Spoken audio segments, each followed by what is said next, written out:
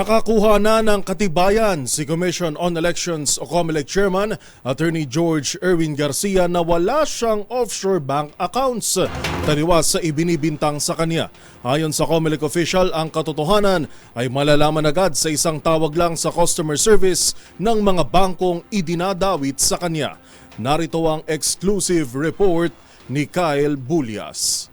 Nakakuha na ng kaukulang dokumento si COMELEC Chairman Attorney George Garcia na magpapatunay na hindi siya ang nagmamay-ari ng dalawang offshore account sa Cayman Islands.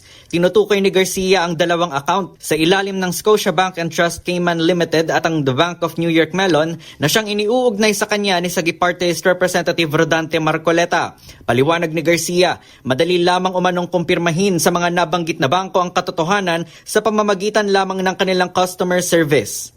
Alam niyo po na doon sa dalawang account, doon sa dalawang Cayman banks na pwede pong na binanggit po doon sa press con, pwede po pala mag-inquire sa pamamagitan ng ano nila, sa pamamagitan ng may center sila, pwede mo matawagan, pwede ka mag-inquire by email. Kaya ako po'y nakakuha na kagabi lang po, ng inquiry at sinabi po na hindi nag-i-exist ang aking pagkatao doon at wala rin po akong account doon sa mga dalawang bangko na binanggit. Bukod dito, kailangan din umanong personal na pumunta sa mga nabanggit na bangko para magbukas ng personal savings account. Una nang sinabi ni Garcia na wala siyang visa sa Estados Unidos at kailanman ay hindi pa siya nakatutungtong sa naturang bansa. Bukas nga ay ilalantad na ni Garcia ang mga nabanggit na dokumento galing sa Cayman Island Banks. Matatandaang pinangalanan ni Marcoleta si Garcia bilang may-ari ng dalawang offshore accounts matapos naman nung lumabas sa kanilang verification ng pangalang George Erwin Mojica Garcia.